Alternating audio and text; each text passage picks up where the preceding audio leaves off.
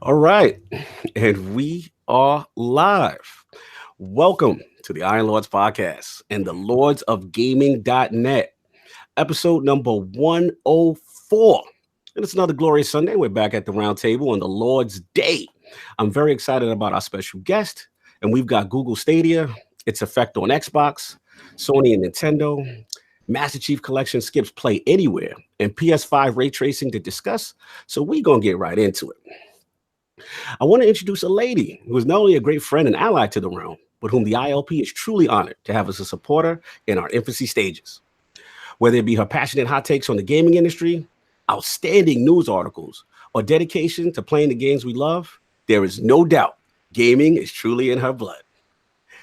Introducing the director and editor-in-chief of RealGamesMedia.com and the host of the RGM podcast, the originator of what truly grinds a gamer's gears, and creator of the funniest Twitter poll, pitting her 4-week-old versus a Division II Dark Zone extraction.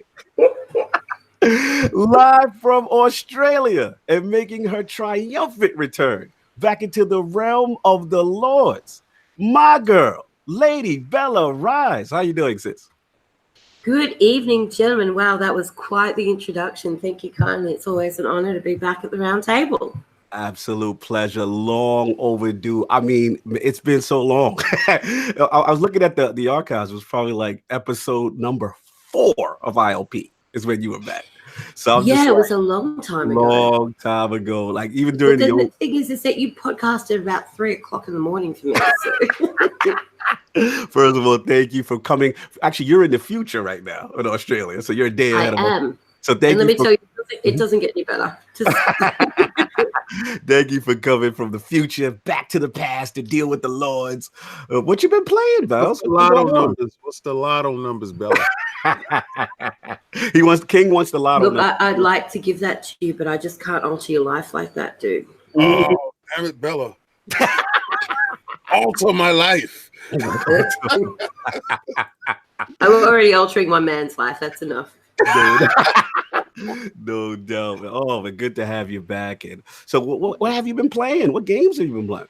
God, a little bit of anything really lately. So obviously, I'll start with the games that I'm playing at the moment. Mm-hmm. The Division 2. Woo! Anybody who knows me knows that I was always going to be on the Division 2. Mm-hmm. Look, it's great. But a lot of the issues that I have with the Division 1 don't exist, which is fantastic. But unfortunately, it's an Ubisoft game, so give it time and they'll break it somehow. And Sekiro, I've been putting a little bit of time into that as well. Not as much as I'd like to, because the Dark Zone keeps on calling me back. But yeah, Sekiro is a really interesting game from Software, mm-hmm. where if you are a Dark Souls fan, you really find yourself trying to re-educate your thought process about how you need to attack combat in that game. It is fun. It's dark and dreary, and it's a game of death and destruction, but there's so much compassion, and it's lovely. Yeah, absolutely. Yeah, that's good. That's good. I'm good that you've been still gaming and rocking, and the little one is here, future of the realm with us. So we know if you have to step away, it's totally understandable for a few. It's all good. But before we start the show, I mean, obviously you guys seen the tweet. This is a very difficult day for the Lords. We lost our brother, Lord Whiskey, last night. And it was really tough to do this show. And but I know this is something that he would have wanted. Fellow veteran, combat medic, some of the best cabs in the business, King. You know what I'm saying? One of our E3 brothers. He tries to go to us at all the time, all the events, and just a good person. And I really miss him. I want to send condolences to his family. And this is a tough day for the Lord. So, I mean, we lost a good person. So I want to respect him and honor him today, and give it to King and Attic if they want to say any words for our brother, Lord Whiskey. I like to start off with, a lot of times when somebody passes, we blow Vade on, they're a good person. They really wasn't, and, you just say it out of your head.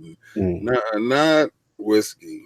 Whiskey was a very genuine, good soul. Mm-hmm. Very good person, very approachable. very giving. Like he'll give you his last and won't even look for anything in return. He was the Iron Chef. All right, Iron Chef. Thanks. Along with him and Sous Chef Hot Monkey Lovins. These guys made sure that we were well fed with premium food at all times. Like it really didn't matter. These guys were absolutely there to, you know, like help out. And the sad part about it is just was playing with him the other day. Like we just like got it in on the division, and I was like, yo, when I jumped in, I was like, yo, you know, I see you at E3 because I need my chef. Facts. Yeah, we were just playing the division. You know what's crazy? He loved the division so much because he's from that area. He's from Maryland, so he would travel there. He worked there. You know what I mean? So we playing division. He's like, "Cog, this is really it's just like this." And oh man, so I'm like, damn, right? Because I'm like, okay, so in your head, we always feel like things are always good with somebody because we're good, and that doesn't mean it's always good with the person. I've told people before I've dealt with and I deal with depression, not clinical depression, could be, I don't know, that I'm so cheap to go to get real like, you know, help or whatever, but I deal with it because I push on. I make sure I put things in my path to help me get past certain things. But the best thing that you can do is have a base. Listen, us not knowing it, growing up, our Saturdays were therapeutic. Yes. Our Saturdays were enlightening because we had family. We bonded. So whatever we were missing, like in our actual families, we made that up as a team, as a group. Facts. Right? So these Sundays, that's why I don't miss Sundays. Like I'm here, like, you know, and I'm very eager to be here, to be with my brothers, to show this love, because we all depend on each other and we all lean on each other. And I mean, I wish he would have leaned on me. I wish he would have reached out to me, but it's not about me. It's about him. Right. And I love and I respect him. It's just we don't have Lord Fireball no more. Oh man, that's the whiskey name. It's so funny. But I'm gonna let Attic speak because Attic, you got a chance to meet him. What is it? E3 2017, I want to say. That was when we all when the Fireball incident happened. Where he was dubbed Lord Whiskey. That's how he got his name. Where he golfed an entire, what was a fifth of Fireball, and then he was like, "Oh, I'm good," and I'm like, "Yeah," for about 10 minutes, and then 10 minutes later, he's downstairs in the lobby bathroom throwing up. Yo, we couldn't find him. He went missing. We could not find him, so we panicking like, "Where this dude at?" So we go downstairs, we looking outside like, what the hell? He just disappeared off the planet. So we're in a strange place with our team member missing. Come to find out, he in the bathroom. He locked himself in there. No, I don't want y'all to see me like this. Brother, if you don't open the damn door, and he's like vomiting all over the place, and bro, I don't even think he left that day. He stayed there. He threw up the whole day. Listen, man, he folded up his E3. And then afterwards, he comes up and is like, "Okay, maybe that wasn't a good idea." Oh, yo, shout out to Monkey Punch, who also knows Lord Whiskey with the $15 super chat. Salute to Lord Whiskey. Sorry for your loss, brother. Much respect. Yeah, he was our Destiny brother, a Division brother. Like Attic said, I'm sorry to interrupt you, Attic. Like we all roomed together first E3. You know, and just to see the joy in his face, because this man truly loved video games, man. He was so happy just to finally be a part of it. And I'm sorry, Attic, I'll let you finish the story you were going into. Yeah, but he was a good dude, man. It kind of caught me by shock when I was told. So. Yeah, absolutely, man. Cried all night. You know, I'm still probably gonna cry some more. But Whiskey, salute my brother. You know what I'm saying? I hope you're resting. We love you. You know what I'm saying? And like I said, this goes out to anybody who is dealing with anything, man. Like I said, don't feel like you're alone. Always reach out. You know what I'm saying? The Lords are here for that. And like a King said, our community suffers from a lot of things, man. And games bring us together. So while y'all dudes are beefing about which console and which platform is better, these are the things that's important. You know what I'm saying? People are losing lives out here. So that's all I got to say. I know when Sov joins in, he'll probably say some more things. But let's get the show going. This is what he would have wanted. You know what I'm saying? And ILP salute to my brother, man. Rest in peace, Lord Whiskey. All right. So, we got the 4 horsemen of gaming, or 3 horsemen until Sov arrives. But my co-host with the co-most, my brother from another mother, the difficult game conqueror, and the how of the young wolf.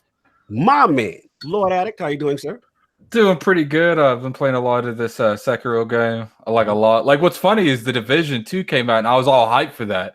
And I still, really want to get down in that game, but after I started, I will say I dropped the game initially. I did drop it because I did more than drop it. I publicly said I was going to drop it because in the other, I played all the Dark Souls, and one thing I didn't like about them was the pairing system. I always thought it was gimmicky. I never really thought it was useful. Besides certain situations, certain bosses are easier to fight with it, but I was like, okay, so I'm playing this game, and I'm like, I was talking to Lord Big Bad John, and I was like, what it feels like they done. He's like, it feels like they were like, okay, AJ don't like pairing, we got something for you, because the whole game is pairing. Wow. So now are you over? Because I saw your initial tweet. Are you over the parry situation? I still think that it feels like the pairing was designed for 1v1s, but most of the time it's 1v4. Gotcha. So like when 3 or 4 people coming in, like they really want you to go around and kill as many people as you want before the smoke starts. So that's what they really want you to do. And it took me a little bit because it's like we were saying before the podcast started. If you played the older games, you really have to rewire your brain to play. It's like that's what I have to say about From Software. Is they're one of the few companies that I know that can build a foundation and they can build another house just like it. But the inside is completely different, but it feels just like the other house. That's awesome, man. It's good to see everybody getting together with it. So that's good that you're playing it and now loving it. My technical lord will be on the way. But of course, we have the Incredible Hulk of this, a.k.a. the Excess Gamer. Ooh. The Lord of Combat Sports, who is a man of his convictions, demands nothing less than that premium experience, and is the leader of the Fraud Alert movement. Ooh.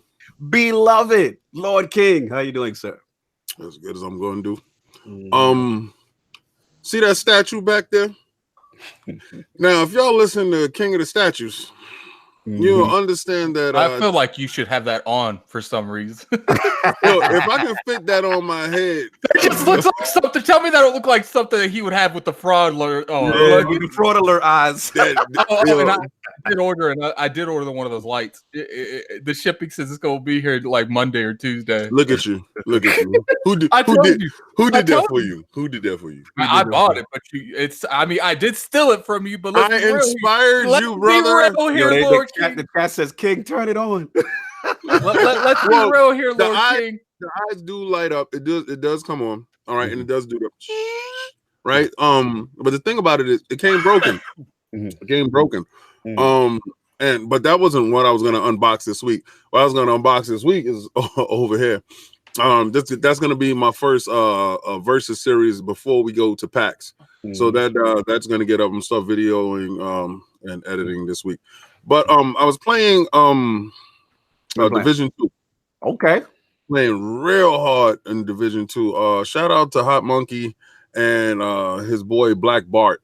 Black Bart is funny as hell. But those dudes are some serious animals. They some serious animals. We was taking down strongholds like they were paper tissue because these dudes is already at the tier 4 coming with 450 gear, and my little 25-year-old self like and then they hustling, they breaking elites down, and needless to say, I had winning one of their games on tier 4, my little behind, and it was giving me all the gold drops for me, right? Woo. So they were like, they shared it, and it's all 450 stuff. Now, apparently in this game, which I love that Division has done, is this is how it goes. Those first levels to get to 30, that was just the training. So when you hit 30, the game really opens up. World tiers, yep. Right. So okay, so now you're in World Tier 1, and then you get to World Tier 2, and then you know you're going up levels as like Destiny, like power tiers, right? That is such an ingenious formula that it allows your game to have so much content, and there's so much leveling, there's so much things to do. They've packed this world. Well, whatever we complained about the first game, shut up now. Shut up now. You asked for it. Dude, I didn't even play it that long, and I honestly have to say that Ubisoft is king publishers and developers this gen. Like I can't front. They're like, okay, they're not like other studios. Like we just go to abandon ship. They're like, no, we gonna bring more people and we gonna fix it. Like, you complain give about it a few weeks. Bella, you lacking confidence in it, Bella? I mean, it's got Ubisoft stamped on it. It's great now. She goes out. She's waiting for the first rate. I believe they're gonna knock it out the park. I believe so. I'm giving them the benefit of the doubt. I have to agree with her on that. I gotta see that raid, but then I gotta grind to see that raid, so I got to get on that. But I'm there. But that's what I've been playing. I think I played something else, but nothing memorable, I guess. Oh yeah, I forgot to mention. I did that Dream Daddy thing, so you might want to make sure people know I did that. So yo, shout out to Cat Daddy Fat Snacks on Patreon, who made Lord Addict do the Dream Daddy challenge. Y'all can tell you right now, even if y'all don't watch this whole video, King, you gotta watch the first 30 seconds with the intro to the song of that game and watch Addict's face.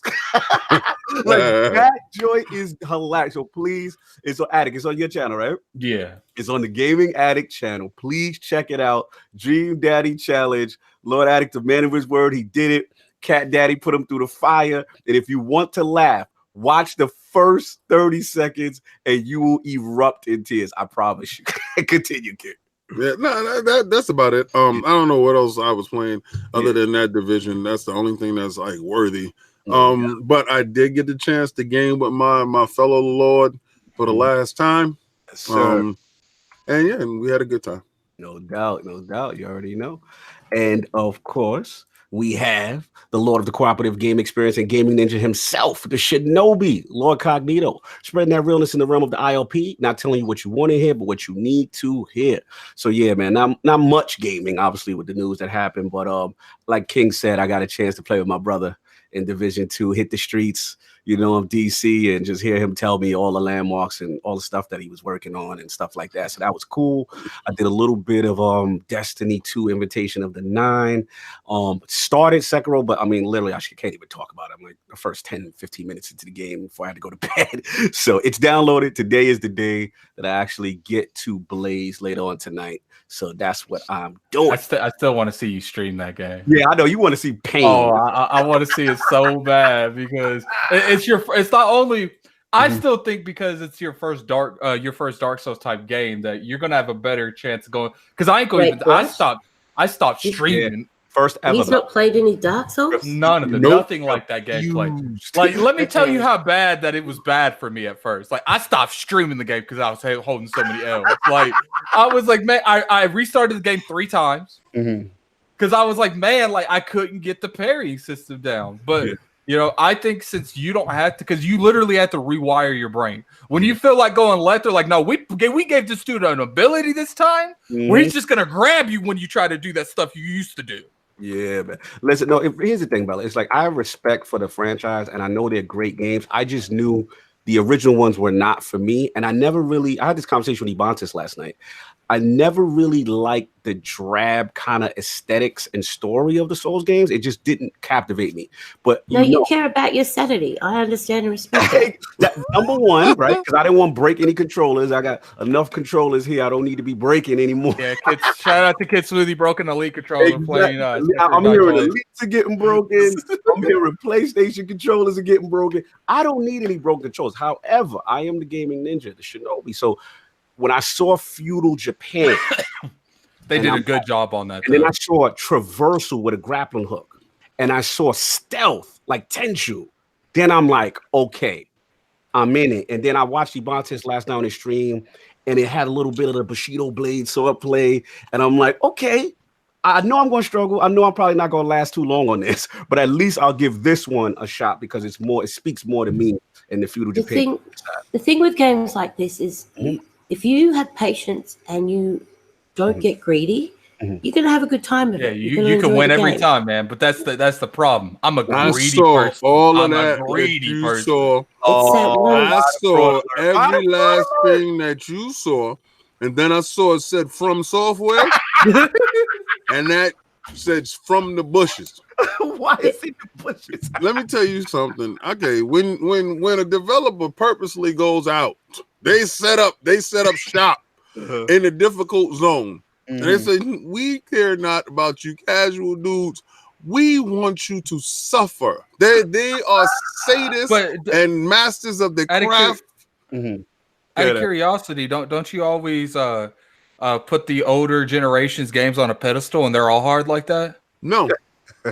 No, I don't. You guys are always saying, look at this game I played from back in the day. This game, it was hard, man. Yeah, listen, Addict. Listen, I'm gonna tell you this. I always give you your respect. When we played that Sin game, it looked beautiful. It looked beautiful. I said, I would love to be about that game. And then it taught me right there, 5 seconds into the game, it taught me I'm not about this game. Like certain you are the knee king. Yo, my knee is bent. My knee was when I saw from software. I was like, damn it! Like the game looked like something you can get down with. Listen, you just gotta get good. There's no getting good. It's no either you got it or you don't. Like you understand what I'm saying? Either you can dance or you can't. Well, some people try to dance, but they can't dance. What I can respect about Lord King is he's not like some of these people that he just doesn't like the game, so he says the game's trash. No, like at least he says, look. It looks good. It's just not my type of game. That's one game I'm gonna watch. YouTube. His limitations. He's gaming within them. Yeah, Bella. What you say, Bella? He's acknowledging his limitations and he's gaming within them. Yes. I don't know. I have a problem with punishment. Like I know you like it. SMM. Oh my god. That's you. Like, SMM. like I'm sitting there.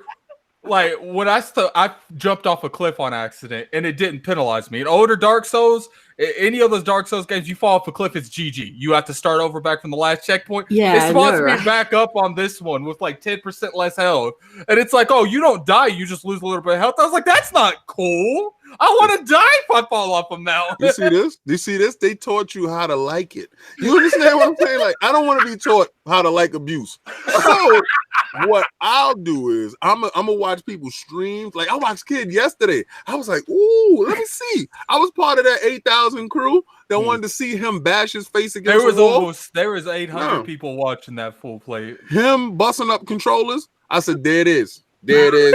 I said, that's exactly why. No, I'm not doing that. No. It really isn't that hard. If, like I said before, if you've got patience and you don't get greedy. And I played through Dark Souls. Does this look like a man who has patience and not greedy? Does this look like a man that's not greedy? I'm greedy. Is this your king? Hell. You see this? This is greed. This is all greed. This is all greed. That's all greed. No, that's not. That game is definitely not for me. The mentality that you need in these kind of games is okay. 2 hits is enough. That's not me. Like I get myself killed so many times. Like, okay, I got 2. I think I can sneak 4. Then they just slap me. Okay, maybe 2 next time. That's the thing. You got to learn the pattern, and once you learn the pattern, you got to stick within the pattern. If you don't stick within the pattern, you're gonna have a bad time of things. Okay. I'm patternless. I fought a boss on here, and the only openings of attack I had was just a grappling hook attack. That's literally all I could find an opening with, and I sat with that dude for almost an hour fighting him with that one move. Remember, Cognito, I told you my son and I watched Addict play that game on PlayStation, and my son was enamored with his skill. That's at that point where you Michael Jordan and somebody looking at LeBron, and your son is looking at LeBron. Your son is like, "Oh, LeBron is nice." You man, shut up. LeBron ain't nice. Shut up. Like, and I'm looking. I'm like, yeah, Addict is nice. That's the day I had to bend the knee to him when my son was like, yeah, he's good. Yep. Absolutely. Wow. We're gonna get into it. So now we got what the Lords have been playing, and even though Lady Bella, she's been here, she's been given the royal treatment a few times. Check ILP number 4 and ILP number 12, respectively. But she wasn't around for the debut of the ILP top 5. So, Lady Bella, I need your top video games or franchises of all time. No pressure. Of all time. Okay, so obviously Zelda Ocarina of Time is always going to be on that list. Okay. Final Fantasy 15. 15. Ew. Final Fantasy 15. None of this turn-based shit. He said ill language. Nah, I don't mind 15. I was just disappointed. All right. 15. What were you disappointed in? We don't even have enough time for that. With him at it. We don't even have enough time for that. We can talk about that after the podcast. Okay. But it's not as bad as 13. 13 was utter bad. Like it was. I couldn't. 13 is the only Final Fantasy game I've never beat. Lady Bella, Final Fantasy 15. That's on your list. We got it. Zelda. Give me 3. Give me 4 more. I mean, actually 3 more. Look, I'm going to put Horizon Zero Dawn up on there just because of the depth of the storytelling in that game. The floor just continued to get dropped out from underneath you as you played through that and realized the depth of the lore and the history that they had created. They definitely they hit that out of the park. Yeah, I mean, there were many aspects of that game that I didn't like, but I would put that up there purely because of how they basically taught the gaming industry how to tell a story again. It was epic. All right, Horizon Zero Dawn. All right, so we got Zelda. We got Horizon Zero Dawn. No, this is a unique list. I love it. Final Fantasy 15. So we need 2 more. Change your life. What again? These are franchises that are important to you. 2 more. Even though we did just discuss Dark Souls, but I am going to put that up there because that is a game changer. Souls franchise. That franchise taught me how to be a better gamer. Taught me the importance of checking every corner and not taking anything for granted. Low key, I think you're going at me. Low key, I really think you're going at me. But I'm not that good, so I ain't gonna worry about that. Not everything's about you. I know. Tell him about it. Hey, remember, Bella. Look at his background. Everything's about him. No, only in my world. That's it. All right. The last one. That's a really difficult on the spot one. If you've got time for reflection, you can really think about it. But maybe one the platforms. Change your life. Had a special place in your heart for just you. Somebody kept putting in Gears, Bella. Gears, Bella. No, you know what? Gears is a great franchise, but it's not. Didn't revolutionize Didn't you my gaming. really like Call of Duty at one point? I'm sorry, Call of what? Didn't you really enjoy Call of Duty at one point? You was like, Call of what? She said, "Who?" No, for some reason, I felt like the last time she was on ILP, we argued about one game. We did, and here's the thing about I thought that was Duty. Call of Duty. That's why I asked. It is, and here's the thing about Call of Duty. I actually grew up and became an adult and moved on and matured my gaming preferences. Learned how to play something with a little bit of depth and meaning instead of just running around like an adrenaline junkie shooting people. Oh yeah, pretty much. Don't start, y'all two, because you know how you two do. No. I'm on Bella's side right now. Okay. I know how you guys get. Call of Duty or for scrubs. One more. Come on. Let her get her list. Something that changed your life, or just something that you like. Yeah, what's your personal favorite? It's one slot. It was Dream Daddy. Slot left. One slot. Out of all the video games that I've played in my life, I've got one slot left to fill. That's a really difficult task. You can put a placeholder, and when you come back, you can always change. I always give the options to our guest that. I don't like this. Pressure. All right. Come on, pals. Come on. I expect better from you, Bells. You got so many games on tap. Come on. And that's the problem. well, you're asking me to bring it down to 1. So just pick one. We're gonna say the Superman game for the N64. There you go. You We're did. Destiny, that's it. We picked it. Let's go. Look, I tell you, Destiny's up there. It's one of the ones that I'm tossing around at the moment. As you know what? For the interest of putting something on the list, let's go with Destiny, because that's where I met the love of my life. That game has a special place in my heart. So let's go with Destiny. Look at that. Destiny making families. That's what I'm talking about. That's right. It really did. It really did, because I've been bringing people together. That's awesome, Bells. When you come back, baby, because of Destiny. There you go. When you come back again, if we need to revise it, it's no problem. So we're gonna get into last week's poll and start the show. Last week's poll results are in, and the people have spoken to the question with the latest rumors regarding Google's potential upcoming console announcement at GDC. How seriously do you take Google as a threat in the next generation console wars? The winner at 42% in a fairly close three-way ILP vote is the I'm sold. Google's partners, bank, and aggressiveness automatically make them a threat. Coming in at second, very close, were our shallow voters at 32%, was the I don't care, okay Google and Google Plus got to get out the bushes first group. Thank you. And in last place at 26% was the I'm not sold, Project Stream, and Google will not win without games. Thanks to all the lords who participated in last week's poll. Actually, I see Madz Gaming in the building. Lord Madz, are we in the building, sir? Hey guys, what's up? What's up, man? What's going on? Nice to be back. Nice to be back. Good. Jay Fonzarelli talking. I call us Fugals right now. He's out of here. Lord Madz, I'll bring it to you and Bell. What do you guys feel about? Do you agree with the poll that people feel that that Google will be a threat? Why do you go first, Madz, since you just joined? Yeah. Madz? Yeah, I should go for, well, I mean, well, potentially, because like, I think that Google is kind of aiming at a bit different consumer base, because basically, like, I don't think that, I mean, like, you know, hardcore gamers or people who are kind of got used to like playing on a local hardware, just going to throw out all their, you know, consoles and PC to the bushes, right?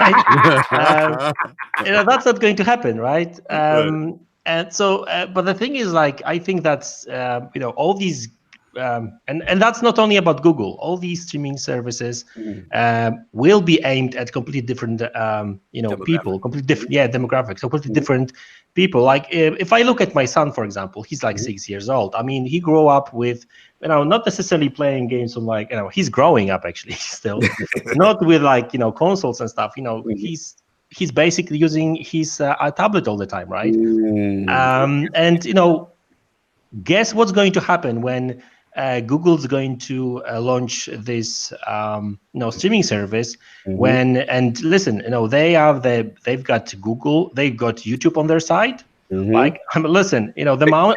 Save that thought, Madz, because that's going to be the first time. I know you're about to go in. I can hear it. You're going to go in.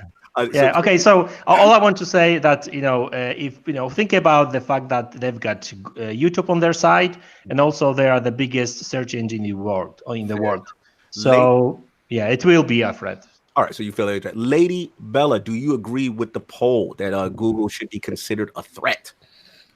Well, look, my knee-jerk reaction to the whole thing is the more the merrier. You know, what have we got to lose from there being more competition in the market? More, you know, competition creates lower prices, creates better services, etc., etc. The only problem that I have with it all is how many subscriptions do I have to have? I mean, how many things do I have to be signed up for to make sure that I'm getting all my games that I need? You know, I mean, at the end of the day, I'm probably just going to look at it and say, well, that's great, but are you giving me the value that the Game Pass is giving? Because if you're not giving me more value than the Game Pass, I'm not interested. That's right. I hear the valid points. We're going to get into it. I was hoping Saul could get in. He's here. We saw him in the building? He's right in there. The building. I'm right here. He snuck in the back door when you weren't looking. You know, I saw him. Power 105. You hear me okay? Oh, yeah. Smooth, baby. Quiet storm. Oh, Storm's in the building, bro. First off, man, thank you guys. You could make it, and I know, like I said, we briefly said some things for Whiskey. I don't know if you wanted to say anything real quick before you started, and then we'll get into the show. Yeah, absolutely. First off, what's up, Madz? What's up, Bella? Good to see you guys. Honestly,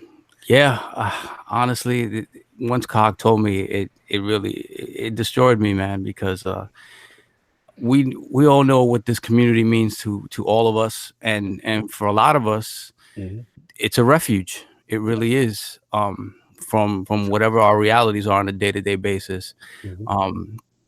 And Whiskey, man, I got to meet him at E3 2016. It was the only time I got to meet him. You and Kaibatsu? Right, in Kaibatsu. And I think that was the year that not all of us were able to get into to FanFest. Correct. So, yeah, so Whiskey was walking around with us, showing us the ropes, showing us stuff in the convention center. So what I got from him was that he was a very genuine person, like a very kind dude, always willing to help. Always a smile on his face, loved being there. Like that was being at E3 was like that. He loved every instance of it, every moment of it. And of course, I'm sure somebody told the Fireball story. The Fireball story was told. Yeah, I mean that was something else. Everybody was like, "Where's Whiskey? Where's Whiskey?" And then that's his name was coined. Oh my Lord! And then, oh man, I don't even want to talk about how that lobby bathroom looked.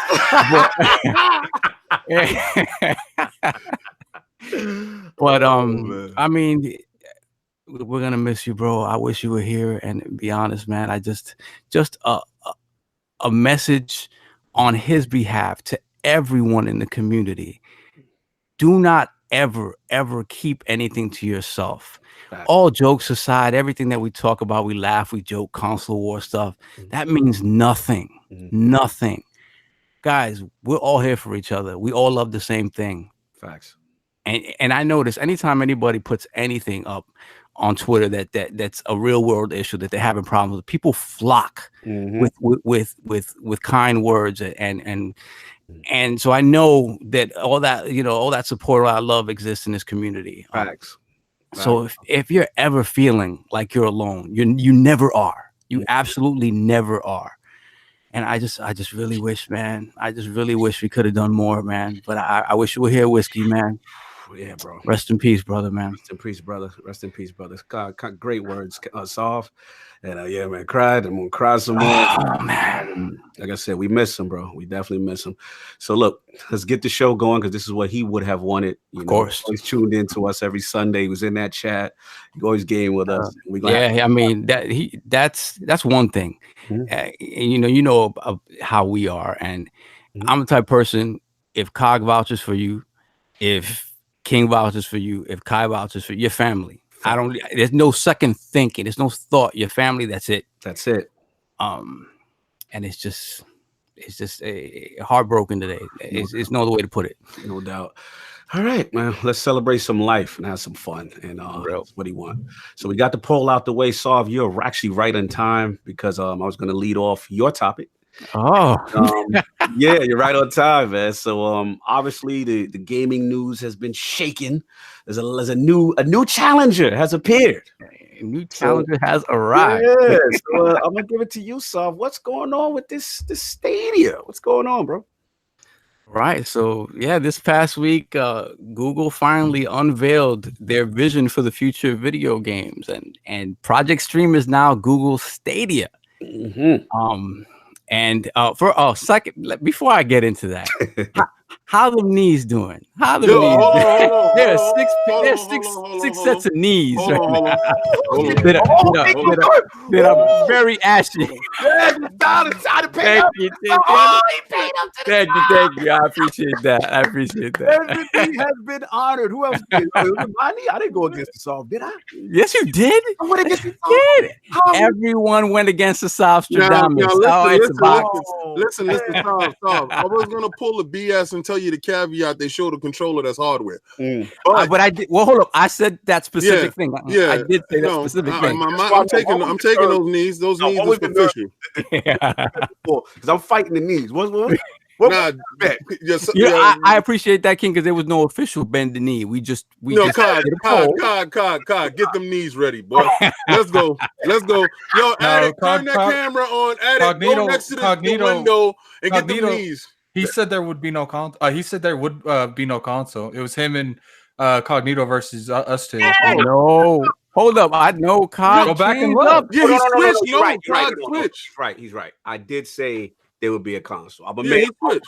Yeah. It was Addict that switched to the losing team at the last minute. No, it was Addict that switched. I see the brother did it. Thank you, much appreciated. You got it live. Leave me alone. Yo, you know what's crazy about the knees? That shit really hurt. I've never been on no knees down here, man. I'm not doing that. I can't lose no more. That shit hurt. I know you both getting back up off that. I guess I'll do it too. All right, there you go. Thank you. Addict, man, you almost had it, man. You switched to the losing team at the last second. I let King's foolishness convince me. No, you know what? I cannot wait to go in on this topic, Addict. You're gonna be happy that you gave those knees away. You're gonna be happy. This is gonna be the best knees you ever lost. This is gonna be it today. This defeated me. I don't like this. I don't like this. No, I really feel like it was me and King versus you two. Like, I remember thinking that we were split down the middle. I thought for sure they would have a console. He's right. They didn't, and that surprised me. But let's get into it. Let's go. All right, so let's get into it. So Stadia is basically an evolution of the beta they had with Project Stream. It is an online gaming service that sort of leverages the Google space to the YouTube space to sort of integrate streaming and gaming into sort of this one thing under one umbrella. And they touted some crazy numbers. They said at the core, the Google instance, which is basically the same as a Blade, a Stadia instance, is about 10.7 teraflops of graphical power, basically outpacing the Xbox One X. I know, basically outpacing the Pro everything and the X stacked together. Like if you put them together and made a sandwich, they still outpaced them by 2 milliseconds of flop. So I just want you to hurry up and pass this over so I can bust this topic. No doubt. I've never seen King so absolutely indignant. Like he refused to accept this as a reality. I've never seen him. You see, you know what it is on the defensive like this. No, you think it's something, and it's something else. I'm gonna show you what it is, though. But you think, and I'm so happy Madz is here. What? I'm so happy that Jay-Z from Poland is up in the building because we're about to shock this podcast to life. Because a lot of you guys is out there sleepwalking with the zombie face, and we're about to wake your behinds up. It's on today. I don't know how your thoughts of it have evolved since the announce, but I know at the announce it's the same thoughts. It's the same thoughts. Continue, so. So beyond that, so the service is set to launch later on this year in the US, most of the UK, and most big markets. And there's a lot of questions behind it because they're touting a lot of power. They're talking about at launch, in ideal situations, the service will be able to stream games at 4K 60 frames per second with HDR capabilities, which is a huge leap over what anybody who was in that beta how can you was set able. Up a topic? Just set the topic up and let it go, and then we do it. No, then you talk about your topic at the end. You can't sit there and you sit there. He's so thirsty. He wants to go. Don't sit there and give your whole rebuttal ahead of time. I'm giving the details of the narrative. He's steering you. It's not about he's steering you. Everybody in the chat. Lord King, are you saying he's Jehovah Witnessing this stuff right now? He's steering you down the aisle. I just want everybody in the chat to notice. I want everybody in the chat to notice how antsy King is. He is so antsy. Let King go first. Let's let King go first. You know why? Because everybody in this chat know what happened last week. Everybody saw it. All right, hold on. All right, you know what? Let's do that. Let's let King Blovate, please. Thank you so much. So everybody sat there and got a chance to watch that crap that was on TV, right? Now I want to shout out, put your hands up for everybody that fell asleep. All right. So I had to rewatch that crap. Old dude came out with the fake Phil, Skrill Phil came out. All right. You know, it's so many thoughts. Did you just call that man Fake Phil? Yes, fake Phil. You know what? They had to get a Phil name to put up there to give some type of legitimacy to it. So what they did was they picked this dude, right? Because he goes around and he does his little Smurf tactics at different companies. So he goes from Microsoft and he goes from Sony. So he got clout. Oh, so you heard the dude on stage say, "I know nothing about games." that was the head guy. That was a straight up part. That is kind of weird. Like, why would you have someone that doesn't know anything about he's just demonstrating? Why are you here? But this guy knows the difference between an RPG and an NPC. Let me get off the stage and let this dude with the red clown shoes come out here. Why you gotta have red clown shoes? Didn't he have them on? I feel like the shoes he was wearing is irrelevant to the information. It was a distraction. Thank you, Addy. It was a distraction, my friend. Let me tell you how we do it in New York. I feel like you're trying to detour. No, I'm gonna tell you right now. He detoured you. He detoured you. He was doing the magic trick the whole time. Now, one time did you see a game? Now, one time did you hear any real specs? They gave you specs of the server, but that ain't going to you. That's going to be divided between everybody. So all that you sitting there talking about, you might get a game that has less power than the Switch. It's not necessary for you to have. It's not necessary. It's not necessary for you to have 10 teraflops in a certain game, right? So you will get exactly what you're allocated for that game. All right. So you don't have any hardware, so there's nothing to nail that down. They're going to start nailing down latency. They're going to start nailing down stuff. But the first way to trick your behind into something is to not give you price, not to give you date, not to give you games. They actually showed you absolutely nothing but a slide rail and controllers. With the $2 super chat. He said, "Get him, King." They ain't loving you right now. They like so sick and tired of people falling for the banana in the tailpipe. You fell for the banana in the tailpipe. And then your guys out here talking this crap like, "Oh, Microsoft is in trouble." Yo, my topic is going to directly challenge that conversation. But also, you're sitting here acting like Microsoft is the only guys out here fighting. They're not the only guys out here fighting. Now, are they a legitimate threat? Yes, they are. Okay. The $1 super chat. They get you on, King. They like talk that talk. This is the reason why they're a legitimate threat. Before then, we had On Live. Me and Sovereign played On Live. We had a good time with it. It fell off because it had different issues with it that we were new to the streaming thing. All right. I'm not telling people that this is not real. I'm telling you it's fake in the sense that it's going to do exactly what they're saying initially. If you looked at the sign, it says up to 4K. It didn't say 4K, up to 4K. But then also, what happens now with your whole dependency on your megabits and your connection? True. All right. So we're gonna have to get into the price format. They're not gonna tell you price because they don't want to tell you $59.95 a month. It's not for you. You guys out here think you're trendsetters. He does got a point there. They didn't go into price at all. If they start charging you on a per game basis, they're already in the bushes. Like I don't even think, honestly, I don't think that's in the talkings over there. That would be the dumbest subscription base. Yo, yeah, it's a subscription. Obviously it is. But how much? You don't stand for something, you fugal for anything. Let's go around right now. How much do you think the subscription base would be? Like if you were to put if you were a betting man and gun to the head, how much would you say they would charge a month?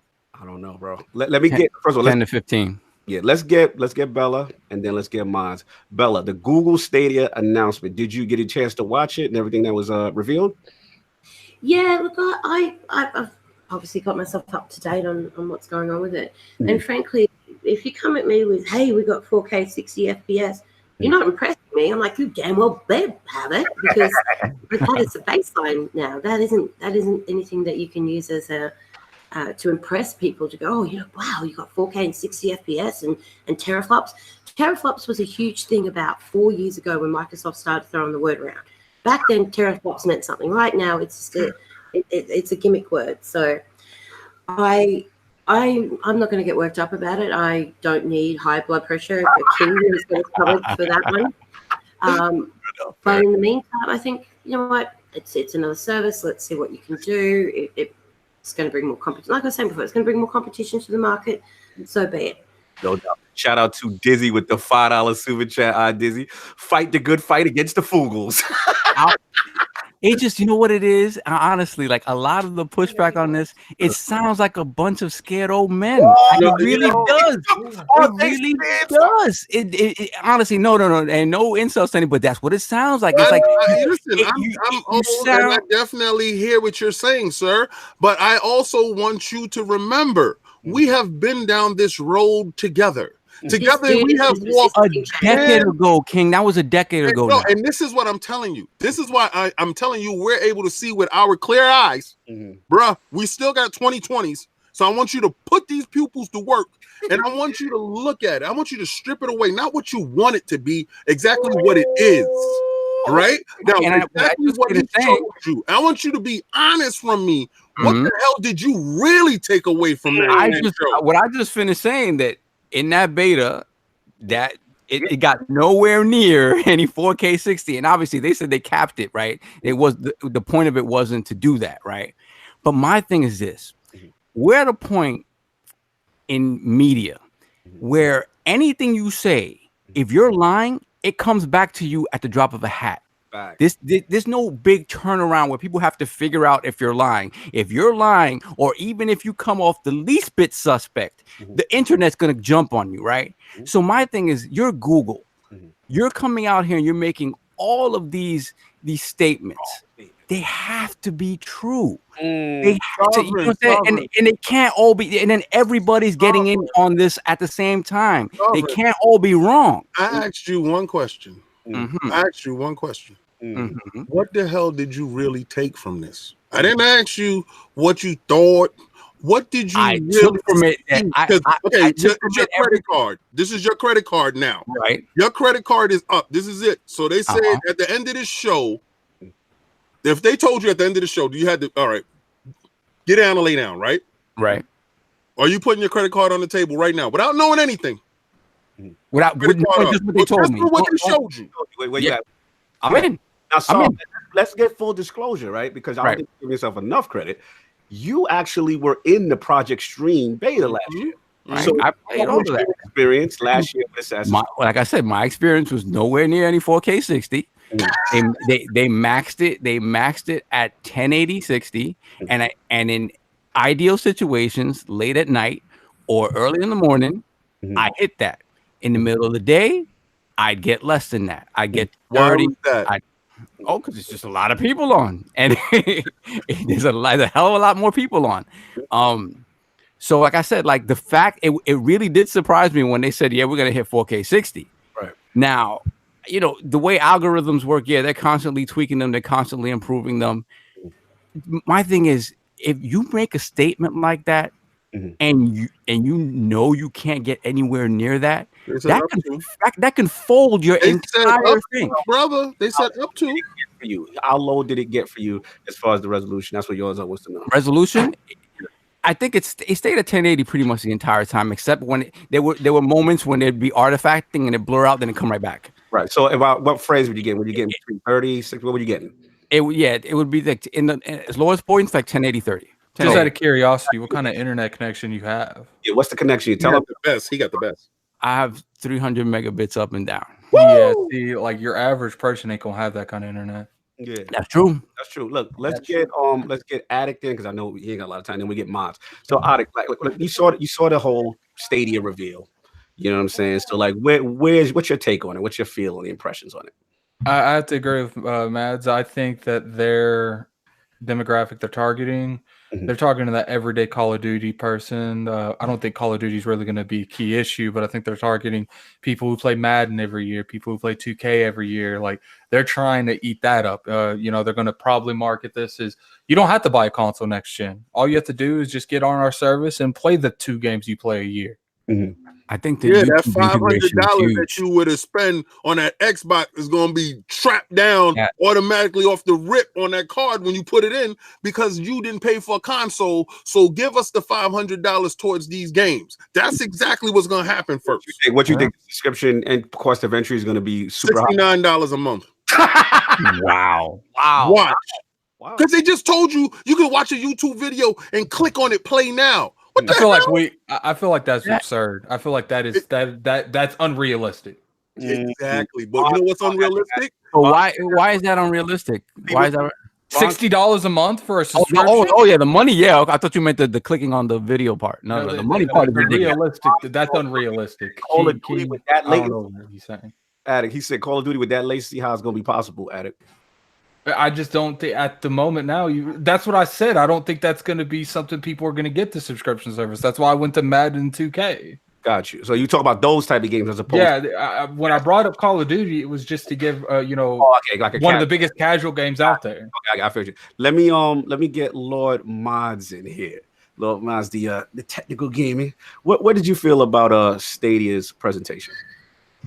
Okay, well, obviously we haven't seen any games and stuff on the stage. Well, apart from, we know that only 2 has been confirmed so far. So that was a disappointing thing. But from technical point of view, I would say that it was pretty interesting show, right? Because I get that people find it boring because, as I said, for most gamers, games what really matters, right? And there was no games there really, apart from a couple of technical demos, which doesn't really tell you much, to be honest with you. So I actually I personally found it pretty interesting. And obviously I even wrote the bloody article about the Stadia console being more powerful than Xbox One X, right? Where did you write that article, sir? At Lords of Gaming, but yeah, and I do want to mention check that out. They didn't really show any did they show any multiplayer games at all being this demonstrated on Doom Eternal, right? They were talking about it only, not and I don't think they really showed any on-screen action either. Shout out to Fonzarelli with the $2 super chat. Some of y'all on that Google dust. Fonz, you sounding scared. I feel like you're the one on the Google dust because they call you a scared old man. You sounding scared, Fonz. That is the promise of new games on the ready for nothing. See, even Game Pass is not telling you date and day these games is coming out. Right. So if you're watching YouTube, because these dudes want to, they're trying to take over Twitch. They want to push Twitch to the side. They want to push Mixer to the side.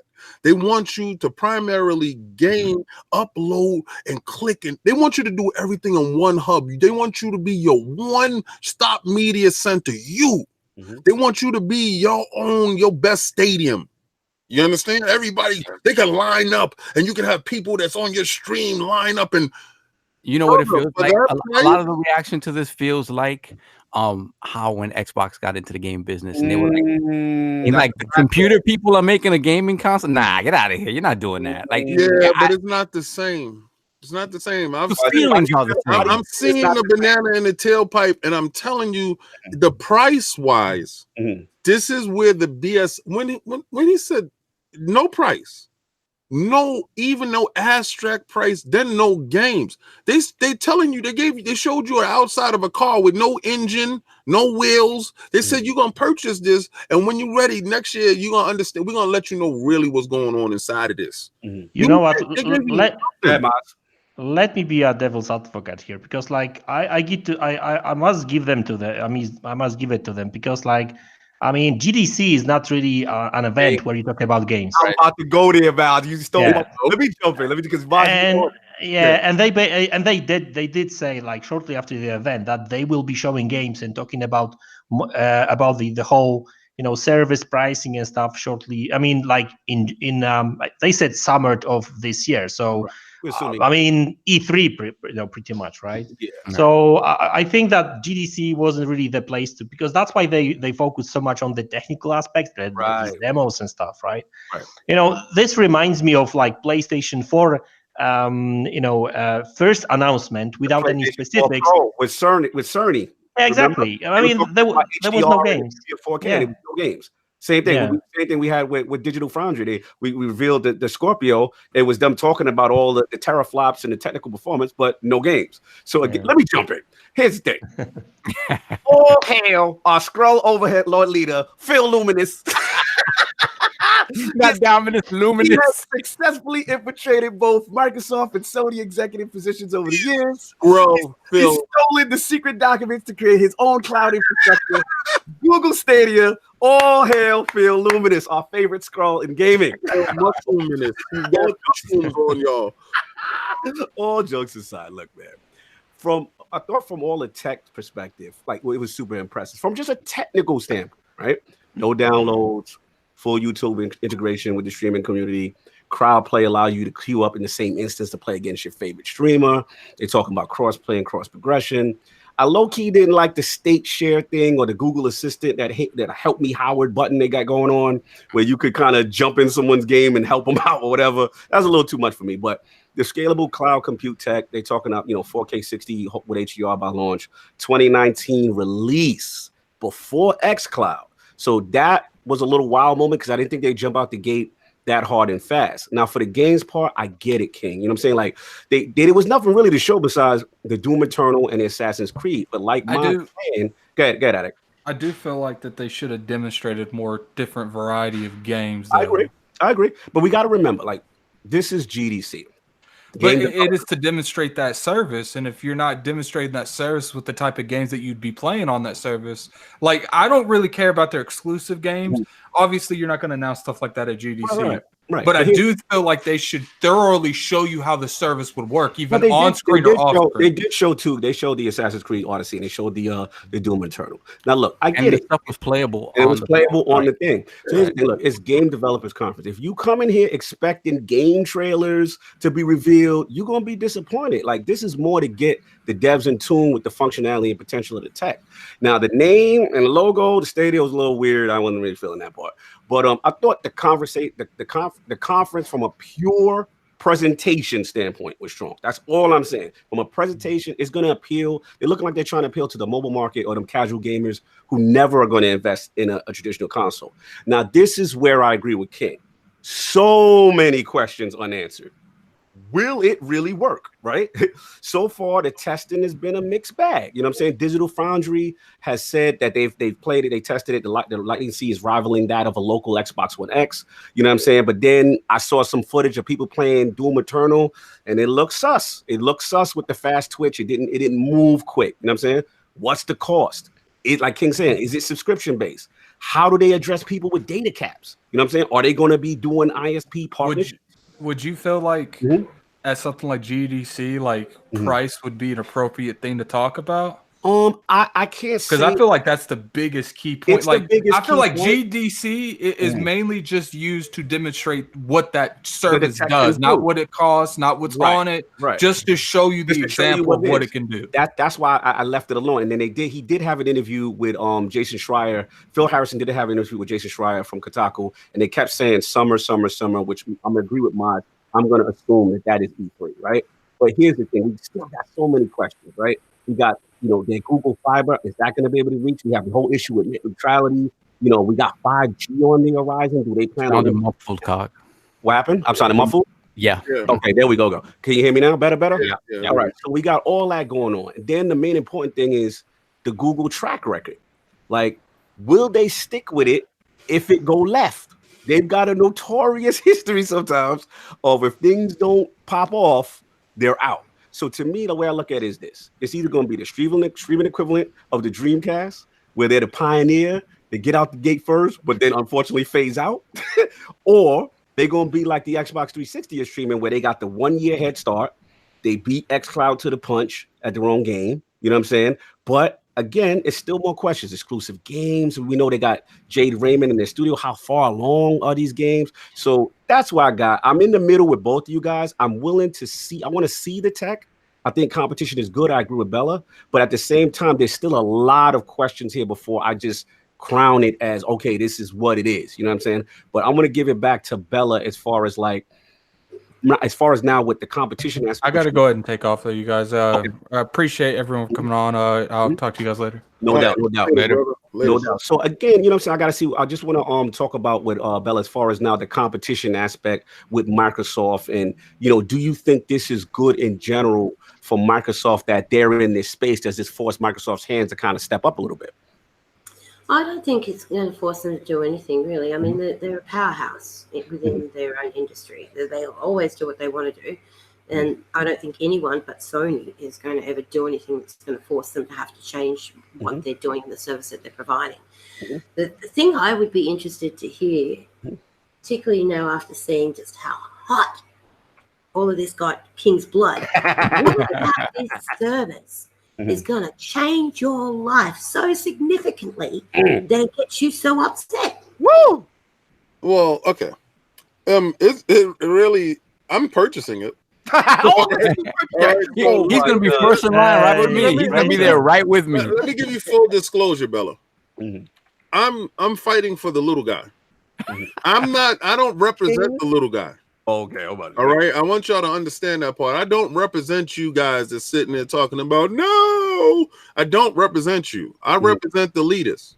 All right. So this is targeted to me. If they said $59 a month and every new game that came out was playable off the rip, guess who's paying $59? Guess who's not? It's not going to bother me. I got fiber optics, so none of that stuff that you're talking about is actually going to bother me. This is not for me. My fight is for you guys, where they showed you the banana in the tailpipe.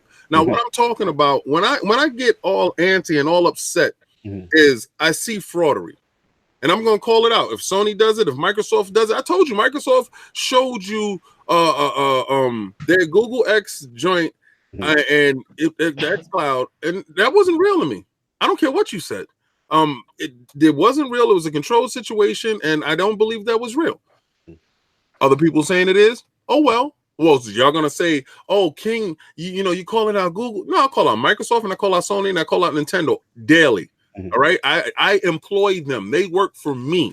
I purchase stuff, and if any one of those dudes do not produce in a fashion that I want them to produce, and guess who's fired? And I got a new hire coming in. I'm hiring Google to see what y'all talking about. Now, I don't understand how people going to get in an uproar. And you said this is not the area where you're going to show games. Right. They said one studio. If Microsoft would have stepped up and said, we got one studio, these dudes would have blew the internet up. If Microsoft steps up there with no games, they blow the internet up. If Microsoft steps up there with no price, they blow the internet up. My thing is keep that same damn energy, you frauds. Well, yeah, shout out to Rand. He kind of said the same thing recently because he said when Microsoft kind of jumped out the gate first with the DRM and basically they're not giving any option, right? What Google is, and it was Microsoft, even though it was what 6 years ago, whatever it was, you know what I'm saying? They got kind of crucified for that. So I mean, was it a thing that you just feel Microsoft was just so ahead and it's not the same energy? This is what I'm saying. When Microsoft stepped on stage and they was talking TV crap, right? And you guys got all your panties tore up and ripped up into a bunch, right? Remember when they said your Xbox was going to be on all the time? Your Xbox is on all the time now. At what point in time? You know what? If y'all would have sat there and allowed them to push y'all in the direction that we were going in anyway, we had already had Google Stadia already. But now they had to revise things to smooth it over for you guys to stroke your little egos to get you nice and ready to go into the new millennium. But then here come Google and y'all just ready. Y'all, you know what it is y'all just don't like certain things. And if somebody else says it, y'all more adapt to go that way. I just told you they showed you absolutely nothing. Keep the same damn energy that you had over there, over here. So if they show you some games and they show you price and they show you stuff like that, then you champion it. Stop championing something and they didn't show you anything. But a damn white controller that's a mishmash of an Xbox and a PlayStation controller. But my focus now, it isn't so much the games. I'm focusing on the impact it's going to have on gaming as a whole. I'm looking at the tech. The tech is what to me is what's most disruptive, right? Gaming, the games are going to be there or not there, whatever. But the fact that they're leaning so heavily onto it, there's no way it's not the initiation of a paradigm shift. There's no way it's not. Let me jump in too, and that's the thing. Like, that's all. It's the fact that the tech is definitely moving in that direction, and there's no stopping that. Listen, shout out to Raymond Morrell with the $2 super chat. I want to make one thing clear too. Is like, look, let's be clear. Like, we don't know for a fact if this is going to work, right? Until we get it in our hands, until there's real life testing, until everyone with every different internet situation and data cap and all that gets it in their hand, then we can judge. We can't judge. So I'm in the middle. My thing is, let's just see what happens when we get in time with Bella in that respect. But Fonz, I got to come at you because I see you going hard in the chat. No one's championing anything. My thing is, I'm not quick to dismiss something until I try it. Like, a lot of people I'm seeing, it's like, oh, it's definitely not going to work. It's definitely. Definitely. I'm not on that type of time. You know what I'm saying? So my thing is, let's get it in our hands. Let's see it. Let's see what realistically, how they deal with people with data caps, with all these problems, because there are a ton of questions. And I feel you, Fonz, in the sense that, there's still a lot of issues that we don't know how they're going to tackle. I will say this in reference to Microsoft is that what King is saying is true in this respect. And the fact that Microsoft was so ahead, right, of the game in terms of the whole DRM and all that stuff. And then look, eventually we got there. The thing I noticed now, if you look at xCloud, it seems that they're taking the opposite approach, right? Now, 2019, it's kind of like we're going to bring in the beta trial first, right? We're going to get people accustomed to xCloud and stuff like that. We saw Phil's statement in reference to Stadia, and he was kind of saying that, look, it gave him validation for his streaming future and his vision. PlayStation, in their credit, they were ahead. They were trying this earlier, obviously less tech, and I'll get into that later. You know what I'm saying? So what King is saying is true. Like, the industry is going this way, and again, option. Only thing is Stadia is not giving it an option. Stadia is saying, yo, this is what it is. Right. So we just gotta see. That's all I'm saying. I'll let Madz. I want to say one thing. Y'all guys are not privy to our chat that we have in the background. Right. So this day, these dudes was ripping me a new one. Okay? I want y'all to understand this. I want y'all to know something, because I'm calling these dudes on the carpet for this. They was ripping me a new one. They was going at Phil Dominus, not no Phil Minimus, not no Phil Illuminous. The hell with that light, Mr. Light Bright. The hell with fake Phil, scroll Phil, right? And I told them, I said, rap battle rules, straight up off the rip. Of my belief of my dude. You did. All right. Rap battle rules. My boy got 24 hours to respond to this. And let me tell you something. My boy responded with buckshot straight for the face. Let me tell you that. He showed you what the next day what's coming out on Game Pass. And then he dropped the freestyle. He lined the troops up. You want me to spit the bars? Spit them bars, please. Right, so Phil jumped in the booth. He saw the Stadia announcement. He said he just wrapped up. He said, today we saw a big tech competitor enter the game market and frame the ingredients between content, community, and cloud. He said it was no big surprises. You know what I'm saying? He had his chest out. He's like, kind of already knew, you know what I'm saying? But he said, I want to get back to us. He said, there's really good work to get us into position that we're poised to compete for 2 billion gamers across the planet.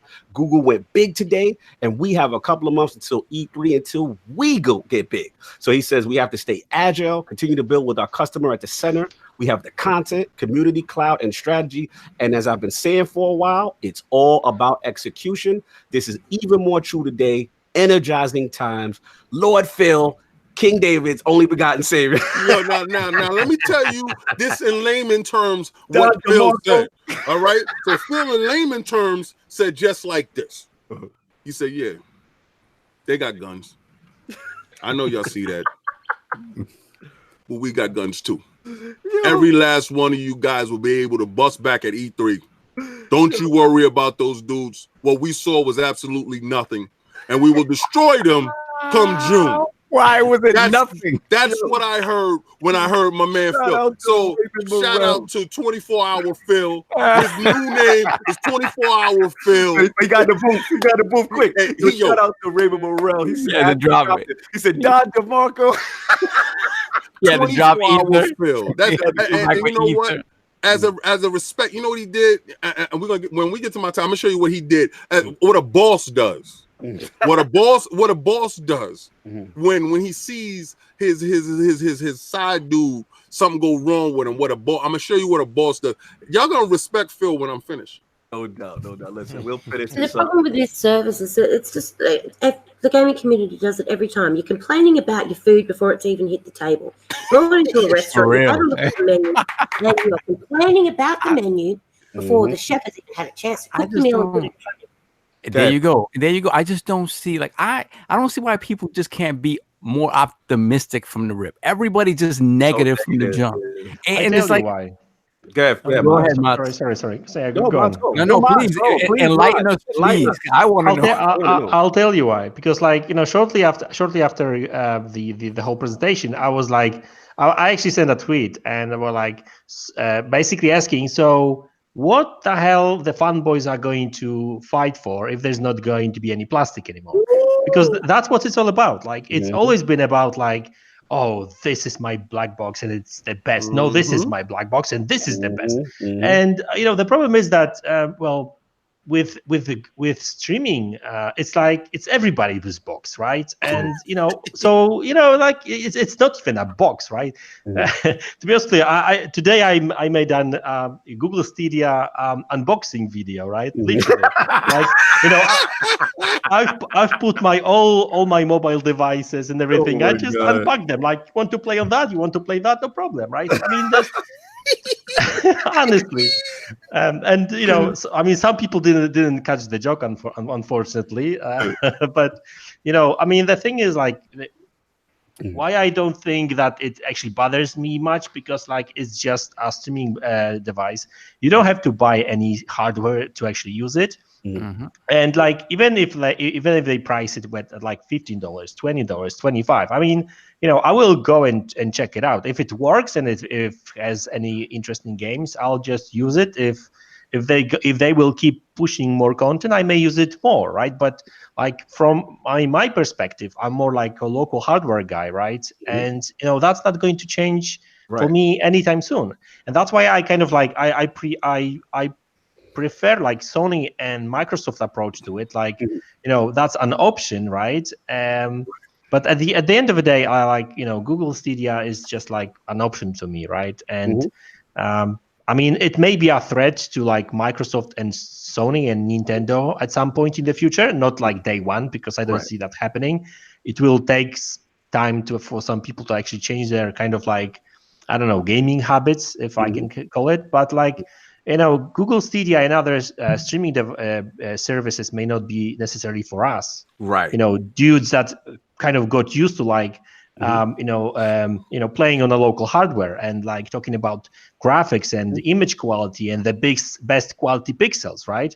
Because that's what we're going to be talking about when streaming these games. Because let's face it, everything is compressed. And last word on the whole data caps and stuff. Yeah, go for it. A lot of people talk about, I'm not sure if my internet is good. But I actually watched an interesting video of a guy who actually took part in the beta test. And he said that, he's got like 100 megabits up and down, like, internet and stuff, right? And, he was basically getting the same, just like he, he was basically getting all kinds of different results. Like, sometimes it was 720p, sometimes it was 30 and stuff. And when the actual stream actually was downgraded, the quality of stream was downgraded. He immediately tested his connection, his internet speeds. Everything was fine on his end. So that tells me that there may be also some hiccups on the Google servers side. So it may not be only your internet dependent, but also Google. They were specific about that too. They said that your connection to their servers is direct. Meaning that it's never actually on the open internet. It is their server direct to you. Listen. It's weird. It sounds nice. What they actually telling you is that because internet is basically a bunch of routers, right? And different data centers. So the only thing what they actually saying is that, okay, so you will have the connection is going to be basically from, like, as they said, direct, but it's still going to be going over the same things, but just but the actual route is different. data is not going to be going over these 20 routers, but it will just basically be direct. Right. Yeah. So like just like VPN, something like that, basically.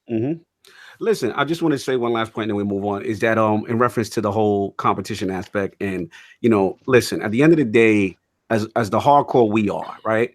This may not be for us. Like at the end of the day, we're used to that ultimate response, without any type of latency. Even if, like you said, they're able to nail this, knock this thing out the park. You know what I'm saying? But we have to be cognizant. I want to shout out Brap is in the chat, Forte, and those guys at Basement Radio Arcade Podcast. They had a great podcast talking about it in the sense that we got to be cognizant that this may not be for us, y'all.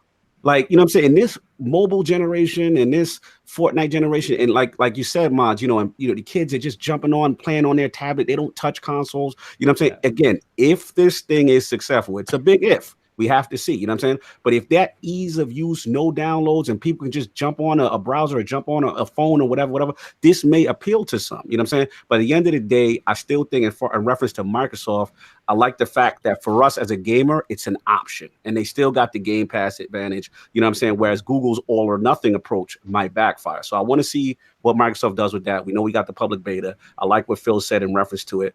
This is definitely coming, but again, for those of you who do not like this future, bro, do not buy it. Support your hardware consoles, and that's it, and you're fine. But to sit there, keep playing your games. Don't worry about what everybody else is doing. This is what the gaming community always does. They're always more concerned with what everybody else is doing versus what they're doing. Yeah, shout out to Fonz with the $2 super chat. Hardcore doesn't dictate the market. You're right. Hardcore doesn't dictate the market, and casuals do. But at the end of the day, Microsoft right now is providing you an option. Stadia is not. If the hardcore does not like the fact that they don't have that option, don't buy Stadia. Vote with your wallet. End of case. That's it. And if they will, that's it. Yes, I think as gamers, what we should focus on with all of these people coming out, all of these companies coming out with streaming services is honestly, what does it mean for the future of gaming in terms of archiving? What does it mean if Google up and leaves and it's not successful or not successful in their eyes and they walk away? Everything that they brought to the table, what state do they leave gaming in at that point, right? The archiving thing is a big thing because as I think gaming in general has been very bad about preserving its history. What do you do with a platform that's online only? What happens then? Once that goes offline, those games are gone. And if they do at some point have a significant exclusive portfolio, what happens to those games? That's the stuff that you need to me is more worrisome. I like Cog said, everything else is just an option, and be thankful that we do have options. Absolutely. Look, let's get into it. We could go all day. Let's get to the second part, which is King's part, which is the effect, right? So, King, I know you wanted to touch on that in reference to some news in reference to stocks. Did you want to get into that, King? Yes, sir. Yes, sir. Because as soon as I saw it pop up, like the day after, Sony and Nintendo stocks took a tumble, Microsoft stocks stayed the same. And my question to the panel is, what did they think about that? If they cared at all about that situation, is it a cause and effect? Is it a knee-jerk reaction to what they saw? Or is it impending doom towards those two companies because their strategy is lacking going towards the future? Let's start with Bella. Bella, what do you feel like? Obviously, the news came out that little bit of stock droppage when the Stadia news came announced. It looked like it affected short term, actually Nintendo and Sony. So yeah, it looks like they dropped as much as 4.6%, and Sony declined 4.5% on Wednesday when both the news was dropped. So do you look into this? Do you think this is anything of concern as far as their streaming future? Or what do you take from it? Well, my stance on this is I don't have shares in either of those companies, so it does not affect me. Fair enough. Lord Madz, any credence, any correlations, do you think, with Nintendo and Sony stocks dropping post Stadia announcement? I mean, not really. I mean, like I remember when these rumors about Take-Two being bought by Sony, what these rumors did. I mean, these stocks went up like 4% or something. I mean, like I wouldn't really pay too much attention to that because, like, It's just like, market is dictated by like emotions and that kind of stuff, right? Not necessarily the actual market. I don't know. I'm not really a kind of like a stock kind of guy, so but it doesn't bother me at all.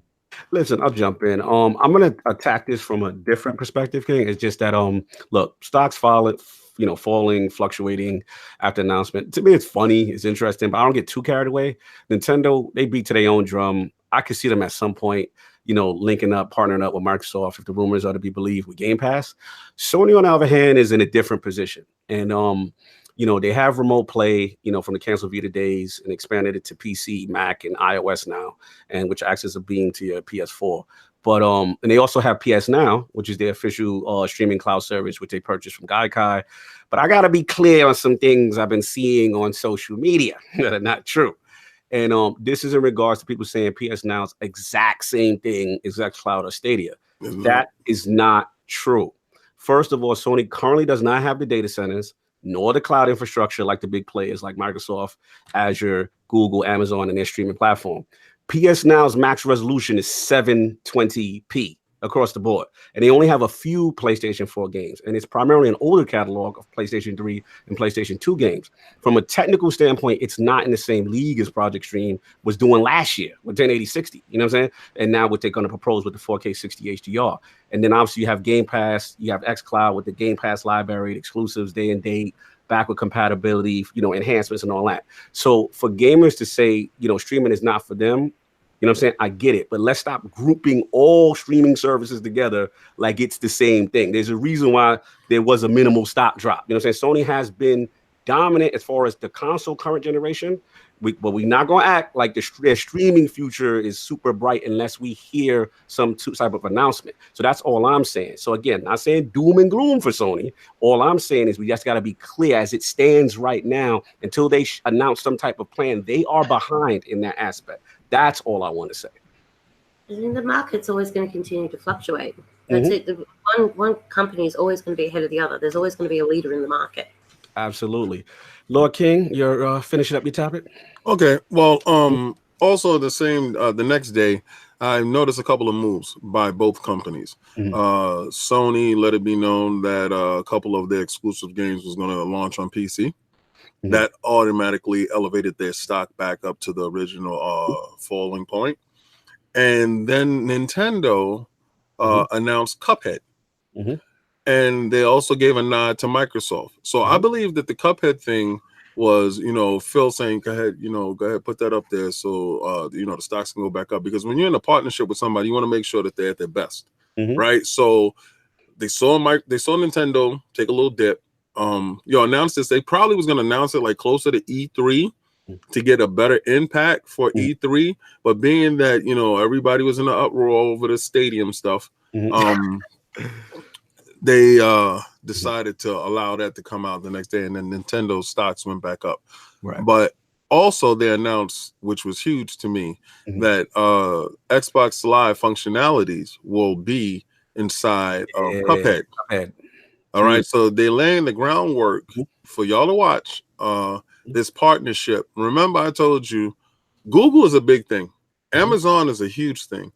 And Amazon is already in that space. If you didn't know, like y'all are looking at this space, like this space is only occupied and Google is stepping into the space. No, Amazon has been in this space. My kids play on Fire Stick right now. All right, but it has actual hardware. Same thing with Google. Google has that actual Chrome thing. But those two companies are a direct detriment. And the reason why I said a direct detriment to all of us who want that hardware on hand, that, the elite power hardware, when we're looking for the fidelity and stuff like that, they are trying to eliminate that. Right. And once that is eliminated and there's no barriers in between that, the last bastion is these companies we have now, which is Microsoft, Sony, and Nintendo. And the only way that they're going to be able to beat these dudes back is, I believe, they're going to have to group together and start fighting as one. And I've noticed that next day, once the stocks took a dip, everybody got back, gathered themselves, and pushed forward.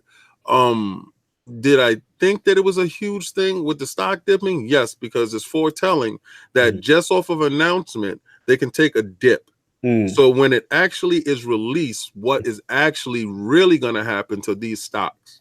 Right. No, I feel what you're saying. And like I said, I mean, Bella's making some good points in the chat as well. People need to accept that tech is changing, gaming is changing, the industry is continuing evolving. It will never remain the same. Change is constant. Stop fighting, accept the reality. I definitely hear your points, Bells.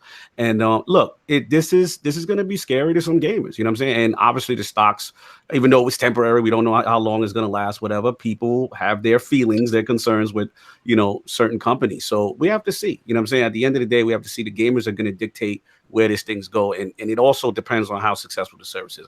Belle, I'm gonna let you. It's so precious. What'd you say, Belle? So damn precious. Like gamers are just so precious. They're so self-entitled. You said it. I ain't say that. Look, I hear where you're coming from. Like, this is interesting times and possible paradigm shift.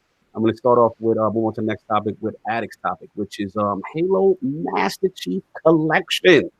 Some news dropped, and I had to see. Yeah, Mike. It's still again? Jesus. Now it clicked right now. All right, I don't know what's going on with the mic today, but must be the connection. But yeah, so basically it announced in 343 head Bella Ryse confirmed no Master Chief Collection and Play Anywhere. So this was Addict's topic. He was very intense about this. What do we feel about no Play Anywhere for Master Chief Collection? Oh, I can tell you exactly what I feel about that. Nothing. Who cares? Master Chief Collection's been out for what, 25 years now? Like it's been around for forever. We have played the Jesus out of it. That's exactly what I said, Bella. Like we've got that many games to choose from. Why do we need to worry about a game that's been out, or a collection of games that has been out from the turn of time as far as gamers are concerned? Why are we worried about that? Well, let me ask you this, Belle. Well, what about from the standpoint of, this was a service that they touted, right? As, remember, gamers were upset that Xbox exclusives were going to PC, right? That was a big thing. Like, it's taking my exclusives, man, and it's going over to PC. It's not exclusive day and day, or being whatever. So now, they announced the term became, what was the terms? Solve it was something exclusive. They changed their terminology, but anyway. Yeah, they changed it all. Yeah, exclusive. Yeah, whatever exclusive. All right? Console exclusive. Yeah, Windows 10 and whatever. Exclusive. Window launch exclusive. Exactly. So now that we got that, right, and then they announced the feature of Play Anywhere, which is okay if you purchase the Xbox version and you happen to have a PC. You could own it on PC, the Windows Store, for free. So what do you feel about that, Bells, in reference to people saying, hey, this is Microsoft backtracking on a service that they introduced, and this is, I'm trying to get my inner addict on. Like, this is messed up. Nothing is absolute. You can, we know as individuals in our own lives, you can say something one day and mean it with all your heart, and then a year later, life changes, life happens, things change, and so do your priorities. And you have to say, well, what was no longer is, and we're just going to have to evolve and adapt, and a little bit of change has to occur. Unfortunately, the word change is like, the devil to gamers. If holy hell, it is ridiculous. If you want to change anything now and say, well, look, I know that we said this back then, but that was a few years ago, and a lot has happened since then. Technology has changed, the industry has evolved. And you want to do something different than what you said 5 years ago that made sense then but doesn't make sense now. It's like you've committed some murder. It is ridiculous. I understand that, yes, they said that this was going to be a thing, but that is no longer practical now. And frankly, if you haven't played the Master Chief Collection and you are concerned about it not being on Play Anywhere, that is all on you.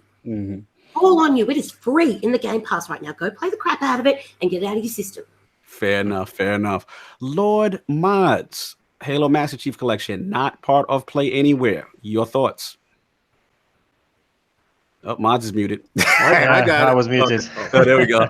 Okay. Yeah. I mean, it doesn't bother me that much, to be honest with you. I mean, I own it on Xbox and we'll be playing it on Xbox. 4K 60 frames 4K 60 frames per second. I got excited about the reach, So yeah, 4K 60 frames per second on Xbox One X. So I wonder what sort of PC you will need actually to play this game. So that's going to be also interesting. But I mean, it is a bit disappointing to see that even though they were kind of promoting Play Anywhere and stuff, and that kind of raised a question, what's going to happen, moving forward. Because if I mean, this is really an old game, right? So why don't you? I don't know. Maybe they just want to make more money off of the PC gamers. I don't know. That may be a thing as well.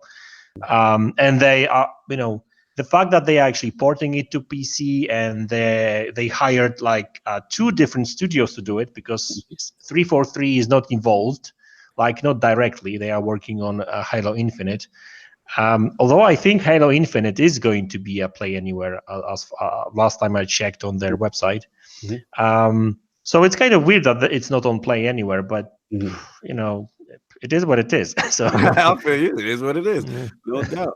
Lord King, are you chirping in the back? Yes, sir. Okay. So, like the great philosopher Bruce Lee, you must be like water.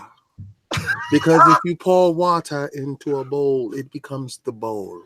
So what I want you to understand is, they said, Microsoft and switch streams. No, actually, what you're seeing is a money grab.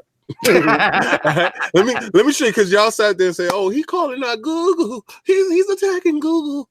All right, check it out. I'm attacking Microsoft right now. This is a money grab. Y'all gonna see it, right? They're gonna switch hands on you. This is how they did it. They said, "Okay, yo, check it out. We're gonna put out the Halo, the Master Chief Collection over here." And y'all was like, "Yo, it's Play Anywhere, yeah, because if I got it over here, I'm good." No, you're not. You're gonna have to buy that. Damn. He said, and then you're not gonna get the full joint. We're gonna give you piecemeal. We're gonna piecemeal it to you. So you're gonna get this now, you're gonna get this at a later date, and you're gonna get this at a later date. Listen, I honestly believe by the time all of those games come out on PC with the scaling and all that stuff, and y'all, you know how y'all like to do, y'all like to, I want to max out all my settings. After you max out all your settings in your wallet and stuff like that, they're gonna take away that store and put Game Pass on. It's gonna be there anyway. So they're just getting this money first, getting this initial cash. For you fools that was talking all that mess that y'all ain't got Master Chief over here. Now Master Chief is here. Because if you have an Xbox and you got Game Pass, it's already there. So there's no reason for you to be crying and yelling about it. Don't kick and scream. Just take it. Shout out to Eric Jacks. He said Xbox gamers were mad when they introduced Play Anywhere, and now they mad they take it away. Damned if you do, damned if you don't. No pleasing them. There's no pleasing them. Oh, it's off. Go ahead, sir. Oh, come on, man. Just pay for it again if you want to. You really want to play it on PC, just go ahead. I mean, I gotta get an addict on. This is BS. This is BS, and I can't believe you guys are like this. Sell it out. The game came out before Play Anywhere was even a thing. So, if that's the excuse they're going to use, let them use that excuse. But I mean, it is not built into the infrastructure. Yeah, exactly. We can't port it. We just can't do it. It's not there. I can't do it, Captain. Oh my whatever the reason is, what it is, honestly, they're looking at it as a brand new launch. They're kind of looking at the PC community as a different audience in a lot of ways. Fresh meat. Yeah, exactly. So they want to give it that new smell, that new feeling as much as possible, because at this point it is a 4-year-old game. So I'm not mad at them at all. I'll jump in. I gotta be the voice of addict. Now look, I'm gonna be real. I don't like it. You know what I'm saying? Especially when they introduce new features that they intend to support and then they walk away from it. You know what I'm saying? But look, I get it. This is big business. This is Microsoft's biggest franchise, into a new market. You know what I'm saying? I get it. Steam, the whole bit. I am concerned with this recent buddy-buddy relationship with Steam. And now, like Madz said, what happens in the future with Play Anywhere going forward, right?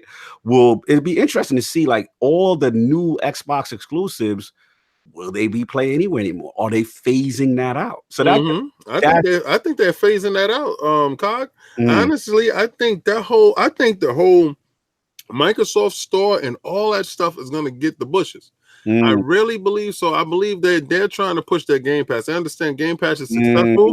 They think that Microsoft Store is a failure. Right. That's why it hasn't been updated. That's why everybody's always complaining about the Microsoft Store. Why have the Microsoft Store when you have all Microsoft stuff in Game Pass? Why don't you just push that? Is it interesting? You know what? Go ahead, Madz.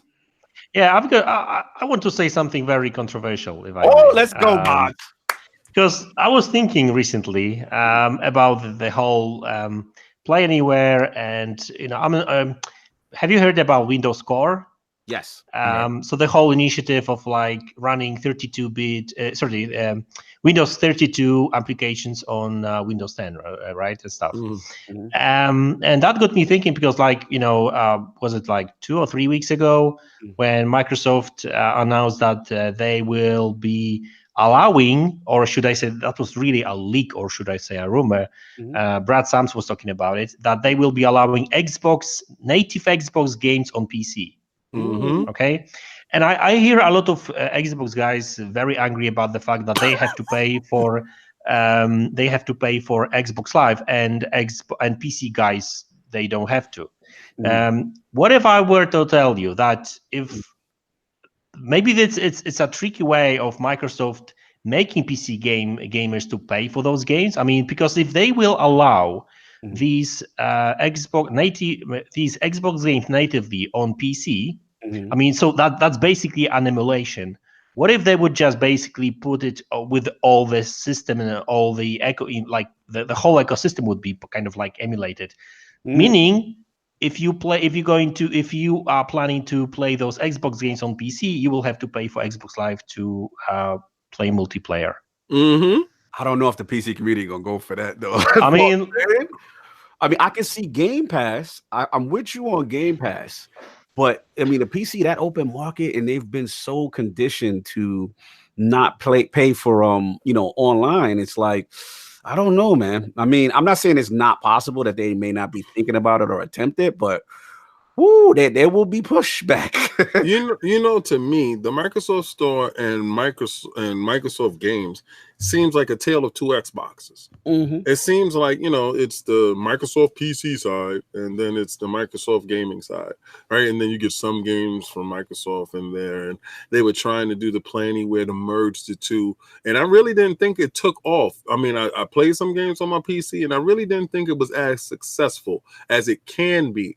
And then once you start breaking stuff down and streamlining things, and once you got that service, and I think they're keying in on this service because I honestly believe Game Pass is going to be their vehicle in the future where you're going to add different things to it, because you can take something away, right? You can take away certain things like Xbox Live subscription, right?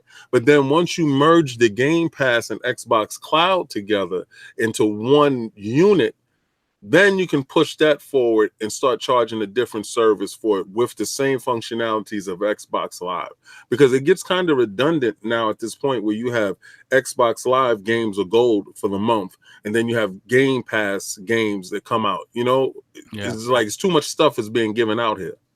Yeah, no, I hear you. I mean, it's going to be interesting to see this new approach. And again, I think this news with Play Anywhere is very key. We got to monitor it, right? We got to see what's going to happen. So, I think all of that stuff, apart from what King said, I think also, I think Game Pass gets a name change. I think when they consolidate all of that under the Game Pass banner, I think it just becomes Xbox Pass or something like that. I think Game Pass, the name goes, and they're going to identify the entire Xbox suite of services under that one banner.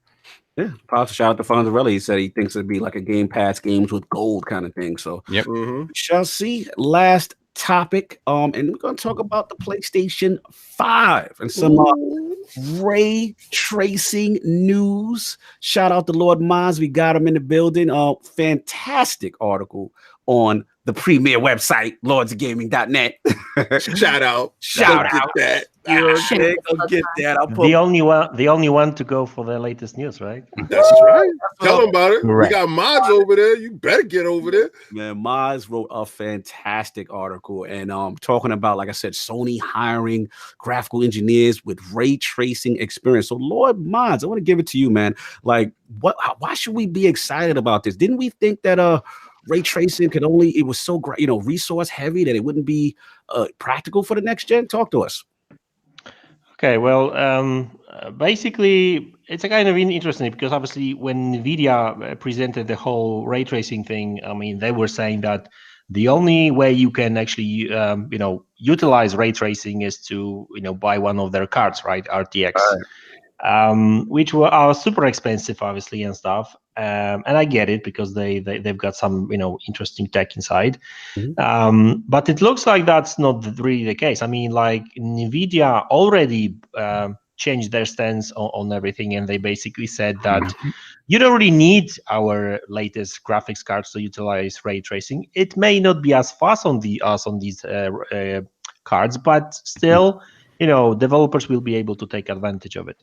So, I mean, you may think, okay, so what? So, most likely it's going to be super slow on these cards, but there was a demo made by Crytek, and they were basically showing ray tracing running on Vega 56, right? So, I mean, pretty much the same sort of tech that Google Stadia is going to be utilizing, funny enough, right?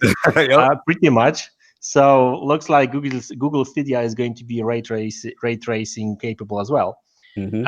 So that's another thing, and obviously, the demo is pretty impressive, even though it's not using all of the ray tracing kind of tech, because it's only using ray traced reflections. There was no shadows or anything like that, but it just goes to show that developers are kind of like getting a grasp of this new technology, and they are finding ways to make it run faster on like normal graphics cards. And also there's also two things that actually happened with regards to like PlayStation, really. One is obviously, I think that was like 3 or 4 weeks ago, actually 3 or 4 months ago, actually. Times go by very fast. Yeah. So they were basically presenting ray tracing in GT Sport at a special demo, and they were showing that at the very beginning of this year, during SIGGRAPH and stuff, and that was actually running. That was basically GT Sport with ray tracing. So I mean, we can only speculate that it probably run on PlayStation 5 or some sort of like similar hardware.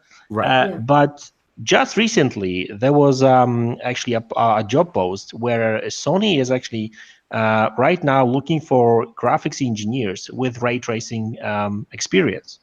So, I mean, all these events, like 4 or 5 events and stuff, like just goes to show me that even though we were like very doubtful about ray tracing being a thing in next gen, it may actually be a thing.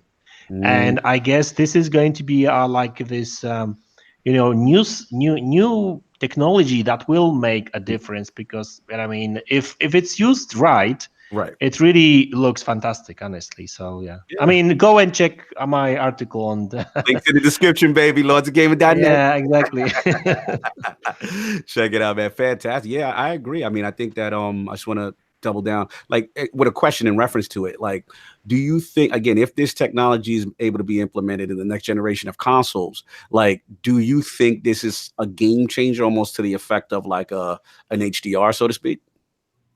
Yeah, potentially, because here's the thing: ray tracing is very, very, very new, and like we talking about like hardware a lot, but the thing people need to realize that it's also about like APIs and the software and drivers, right? And like look at what's going on consoles. When these developers get a grasp of their new hardware and they know all the tricks and stuff, they can really deliver great experiences with the great graphics on consoles, because they know how to optimize these game engines for the hardware. So same thing will happen with ray tracing. So it's basically like this technology is still in its infancy, but I think it will be a thing next gen in some form of but yeah, I mean, looks like next gen consoles will be ray tracing capable, and I think that's a good thing. Absolutely. Let's get Bells in. Bells, are you back, Lady Bella? I am. Does PlayStation does ray tracing excite you for the next generation of consoles? Oh, look, frankly, I think that it's just a thing that should be the norm moving forward. Obviously, it's not new technology in the sense that Pixar have been using it in their movies for a while now. Nvidia are all over it. It's in graphics cards. It's not a thing that is new. It's being used across the board already, and should be something that is being used in a next gen. Like, this is current gen technology, and we're talking about next gen consoles. Oh yes, it should be using ray tracing. Why don't we have this already? It's not that complicated. Yeah, I understand that it's going to take a lot of power, but these consoles, I mean, you ask any elitist about whether our new console can handle ray tracing, and absolutely they can. You know, there's absolutely no reason that this shouldn't be a thing, and it's not really all that complicated. So, yeah, ray tracing. Yes, it's exciting to hear that they're finally using current gen technology. Talk that talk, Bells. I hear you. I hear you. Lord Sov, ray tracing. How excited are you? I mean, I'm excited because I mean, I myself said I speculated that because Nvidia had come out and said that this was sort of their thing, and then AMD came out and said that they weren't necessarily looking down that road, that because AMD are the ones handling console tech, I said, well, maybe we're not even going to see anything remotely resembling ray tracing or their own version of ray tracing in next gen consoles. And then, of course, Nvidia comes out and is like, no, actually, you can do it with current gen stuff. So, I mean, it's just it's interesting, and I'm glad that it's going to be a thing. And I agree with Madz. The fact that it's going to be it should be part of next gen consoles is great. I think once again, though, it brings the baseline down a little bit, right? If all of us were expecting, at least 4K 60 everything, right? I guess the expectation, that's what people want. You'll see that. But at some point, I'm sure they'll give you that toggle option where it's like, okay, but if you want real time ray tracing, you might get 900p, 30 frames a second. But those shadows are gonna be banging though. Back to the bushes. So it's less about what the console can handle and more about what your TV can handle very soon. Yeah, that is true too. That is true too. So honestly, yeah, I'm excited about it. I don't know if these first iterations of these consoles are going to be that, or if or if we're going to see a mid-cycle refresh that sort of brings that to the forefront. So I don't know. Fair enough. Lord King, the premium gamer, does ray tracing excite you? It excited the hell out of me enough to get ready to go buy a new video card. I can tell you that. Don't do it. No. You know what it is. You know how that PC thing goes. You got to stay up with the time. So regardless to what, once I signed on for what I'm going to do. I can sell my cards. They're going to go in for the new cards. But I saw the Star Wars demo of ray tracing, right? Before I even got to the Battlefield stuff of a real-time game using ray tracing, I saw the Star Wars demo. And I encourage everybody to go check that Star Wars demo out. Just put out Star Wars demo ray tracing. It looked beautiful. It looked like the movie. And I was like, wow, that's great. That would be fantastic if they could actually do that in the game. Because NVIDIA likes to show you stuff that's never coming out. Super tech demos. And then I saw the Battlefield 5, where it toggled on and off. And then I saw the Metro Exodus, where it toggled on and off. And I said, damn, that is something that I definitely need. Once you see it, you can't unsee it, and you want it. Yeah. Right. And just like Cognito said, as powerful as these new systems will be, that toggle switch, once you put ray tracing on, is going to drop your frames down, your resolution back to the bushes, and we're going to be right back to that 30 frames per second crap like we at now. So it's going to be an option. I hope these the new systems utilize it. We know Nintendo will not be utilizing this function. So for all you Nintendo fans, 5 generations from now, y'all gonna get that new technology called ray tracing. Oh my god! I knew this Switch slander had to happen. Boom! That just happened to you. Look, man, I agree with most of the lords here on the panel. It's exciting if both Sony and Microsoft adopt it. I wonder if it's going to be like the new HDR of the next gen. Curious to see, from a developer standpoint, who actually adopts it. Like King said, we know the resources are intense, but we must assume, like Madz is saying, that these new next generation of consoles are going to have the beef, the power to be able to handle it. So that's all I got on it. Anybody got anything left on ray tracing, Lord Madz? You good to go? Madz is good to go. Yeah, I'm good to go. Yeah. All right, man, let's get this poll. Let's get out of here. All right. New ILP poll this week with the recent reveal of the Stadia platform and its intended release in 2019. Who do you think has the most to lose with Google's aggressive approach with game streaming? The choices are A, Xbox. Stadia's 1 year head start already beats xCloud at its own game.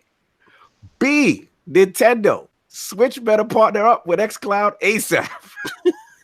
C, Sony. PS Now has to improve or get left behind. Or D, I don't care. Y'all don't want that smoke with that Walmart streaming service. Oh, that's funny. I forgot about that. Google, when it fails and it ruins a reputation. Oh, yeah, that could be E. That is the question. Those are the choices. Please rock the ILP vote when it goes up on Twitter tomorrow. Lady Bella and Lord Madz, thank you for coming through the realm. An absolute pleasure. Where can the fine people find you? Let's start with Lady Bella. Where can the fine people find you? What you got going on? Oh, they can find me at the sterilizer, really. That's pretty much where I live my life right now. Just at the bottle sterilizer. Yeah, the washing machine. I spend a lot of time around the washing machine. I have a 4-week-old baby. So, yeah, anywhere between making bottles and washing things with spew on them is where you will find me. Absolute pleasure to have you. It's been so long. I know our schedules are tough sometimes, and it's really good to just see you talking games, and even if it's just a short period of time. I do love the Lords, and we've been friends for a very, very long time, and it's no skin off my nose really to get out of bed at 3 o'clock in the morning to accommodate you gentlemen. So here I am. Thank you so much. We know you put the extra effort in to make this, so we want to acknowledge that. So thank you again. When you know you will be back, Lord Madz, Poland's finest. What's going on, brother? Where can the fine people find you? What you got cooking up, man? Well, dropping some videos every day, usual stuff.